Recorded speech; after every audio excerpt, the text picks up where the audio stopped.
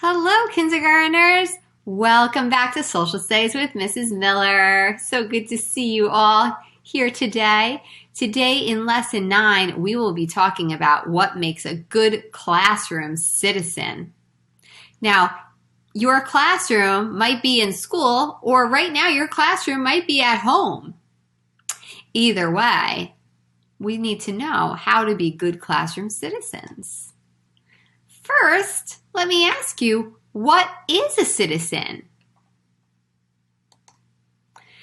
Have you ever heard that word before? If you think you know what a citizen is, give me a thumbs up. If you've heard the word citizen, but you're not quite sure what it is, thumb sideways. If you've never heard the word citizen before, thumb down. Go ahead. 1, 2, 3. Let me see those thumbs. Well, I'll tell you exactly what a citizen is. A citizen is a member of a community. But what is a community? Again, thumbs up if you think you know what a community is. Sideways if you've heard the word community before, but you're not quite sure what it means. And thumbs down if you've never heard that word before. 1, 2, 3. Show me those thumbs. I'll tell you what a community is too. So a community is a place where people live, play, or work in a group. So if you're learning in school, you're part of your in-school classroom community. If you're learning from home, you are part of your virtual community. Pretty cool, right? So everybody else who's in your virtual classroom is part of your community.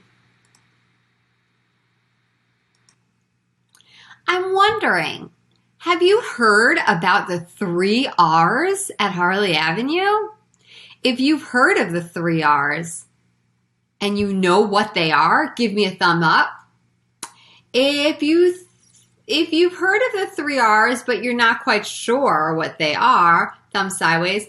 If you've never heard of the 3 R's before, thumb down. Ready, set, show me those thumbs. All right, well, I'll tell you what the 3 R's are.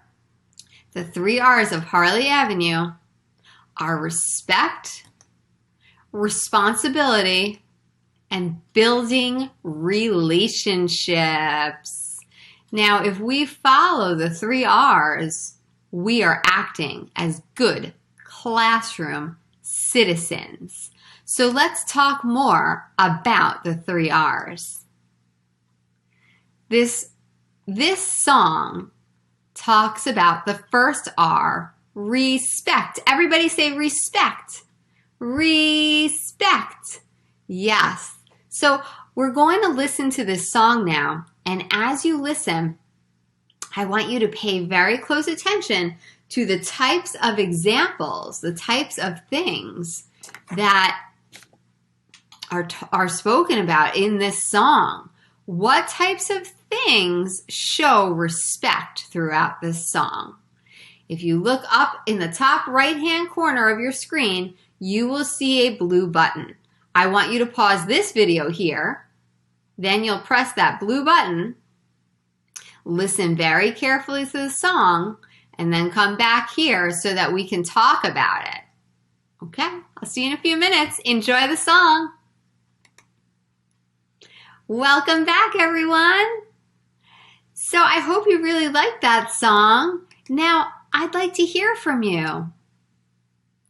What types of things did Mr. Stanley talk about that show respect? He told 4 different stories that showed respect. Can you name all 4? See how many you can name across your fingers. Ready, set, go.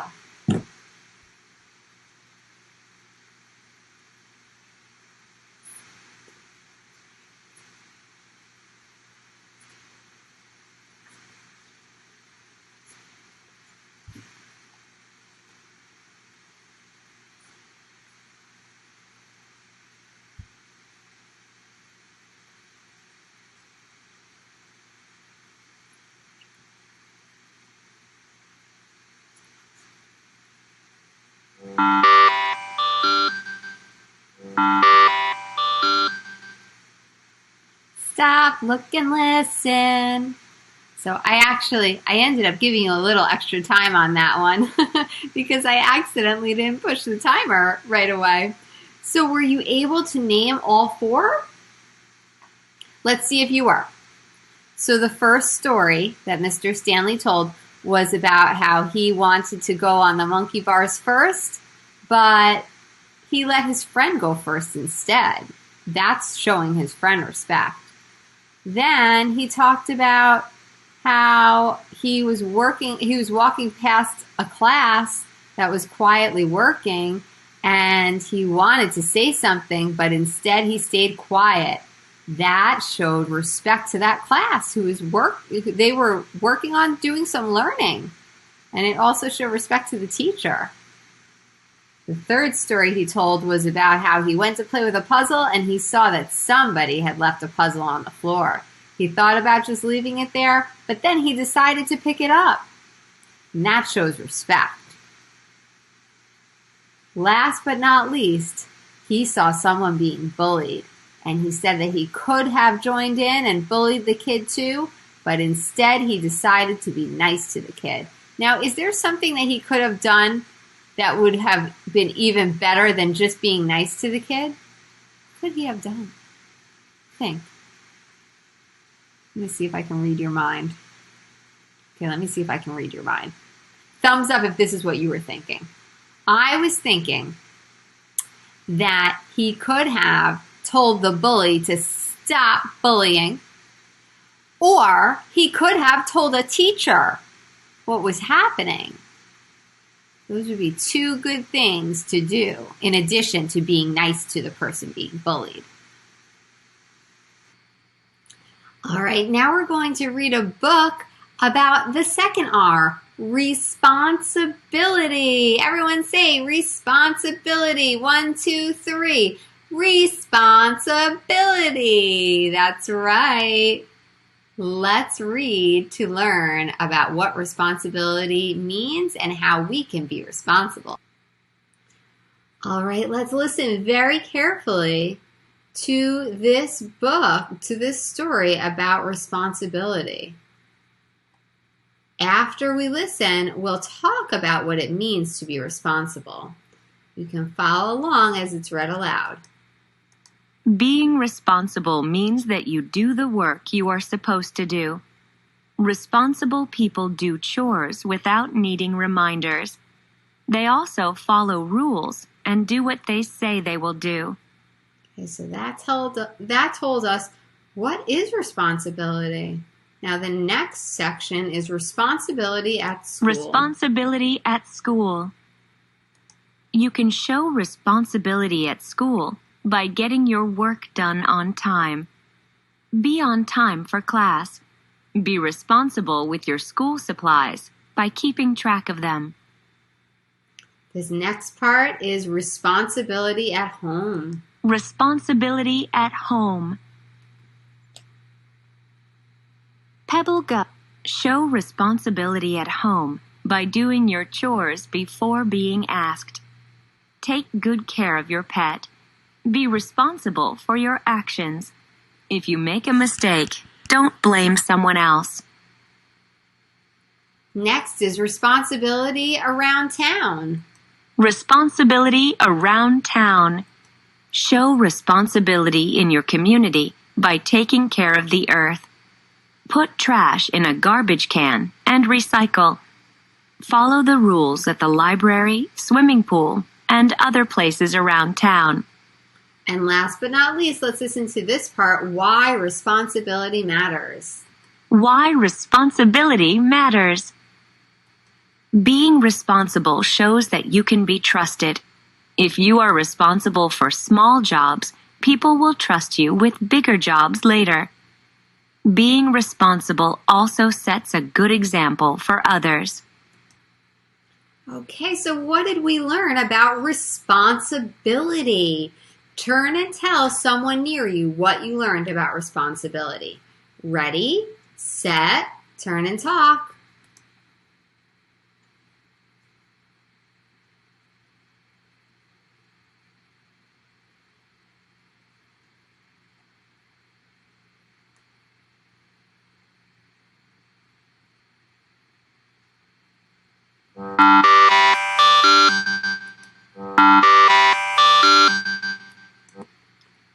see if you said what I was thinking. We learned that responsibility means taking care of things without needing reminders or without somebody else asking you to do it. Being responsible means cleaning up after yourself so nobody else has to clean up after you. And why is it important to be responsible? Well, when you're responsible, other people trust you to take care of things. Now, the last R of the 3 R's is building relationships. Say the word relationships. Relationships. Very good. Now, part of building relationships is using cooperation. Have you ever heard that word before? That's a big grown-up fancy word. Say it with me. Cooperation. Yeah, so cooperation, what does that word mean? Well, we are about to find out because we're going to read another Pebble Go on cooperation. The first part is called, What is Cooperation? Cooperation is when 2 or more people work together to get something done. When you cooperate, you follow rules and laws. Cooperation helps get tasks done faster. This next part is called cooperation at school. At school, cooperate with your teacher. Listen to their rules. Do what your teacher asks. You can also cooperate with your classmates. You might work together on a class project or assignment. Now the next part is cooperation at home. Cooperation at home. At home, you can cooperate with your family by working together. Listen to your parents. Help your sister clean. Help your brother set the table before meals. Pass food around the table until everyone gets some. Next is cooperation with friends. Cooperation with friends. Cooperate with your friends when you play together. Follow the rules when playing a game. Take turns. Cooperation helps make sure the game is fair. Okay, and last but not least, this last section is called Why is Cooperation Important? Why is cooperation important? Cooperation helps keep everyone safe when working together. You can get things done quicker when working with others. You can also get more done. Cooperating with others helps you be a good friend, student, and family member. Now let's talk about what cooperation means. What did this Pebble Go teach you about cooperation? Turn and tell somebody near you what you learned about cooperation. Ready, set, turn and talk.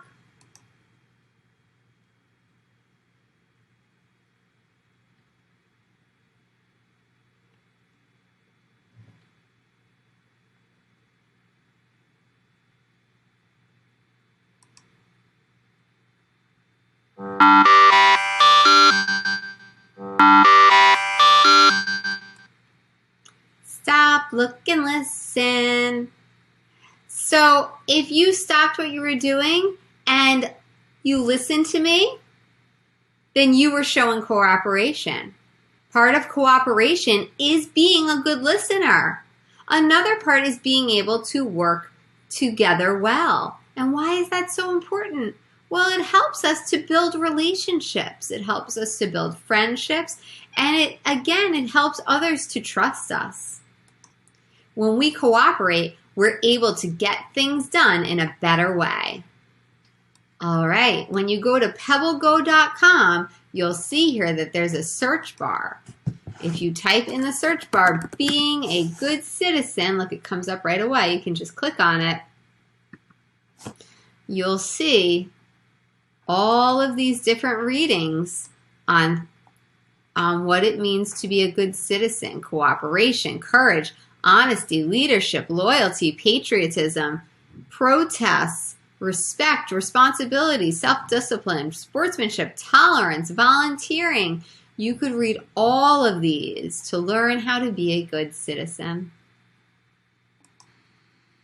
Now, part of building relationships is being a good listener. So I thought to practice being a good listener, we could play a little game that you might know. I wonder if you've ever played this before. Let's play Simon Says. Okay, so here's how this game is played. You have to listen very, very carefully. I will give you instructions, but only follow those instructions if I say Simon Says. If I don't say Simon Says, don't follow those instructions, okay? You have to be a very good listener. Simon says, stand up and push in your chair.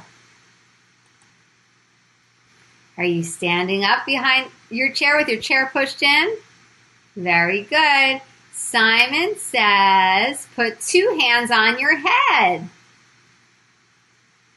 Simon says, touch your toes. Simon says, stand up straight and tall. Simon says, touch your shoulders. Jump 1 time. Did you jump? Simon didn't say to jump. So if you jumped, you weren't doing your best listening. Let's play a little bit more. Ready? Simon says, wiggle your fingers. Simon says, flap like a bird. Simon says, turn around 1 time. Now turn around 3 times. Did I get you? Simon didn't say. All right, Simon says, sit back down. Okay, now it's time for your activity sheet. So if you're at home, you'll find this activity sheet in your Google Classroom. If you're in school, your teacher will give it to you. You're going to write your name and today's date. Then you're going to draw a picture of yourself as a good citizen. You can draw things around you that show you being a good citizen. Maybe you are cleaning up a puzzle. Maybe you are using nice words. You could draw a speech bubble showing you using nice words. Maybe you are doing your schoolwork without having to be reminded. Okay, so you'll draw a picture of yourself and you could draw something around you that you're doing that shows that you're being a good citizen. And then I want you to write a sentence that tells what you're doing to be a good citizen. Okay, so you could say something like, I can be a good citizen by cleaning up after myself. Or I could be a good citizen by following the rules. Or I could be a good citizen by being a good friend. Decide right now what you plan on writing. I'm going to count down from 3 to 1. When I get to 1, I want you to say your sentence out loud. It should start with, I can be a good citizen by. Okay, ready? 3, 2, 1. I can be a good citizen by. I cannot wait to see what you all write. I'll see you next time. Great job today, kindergartners, as usual. Bye-bye.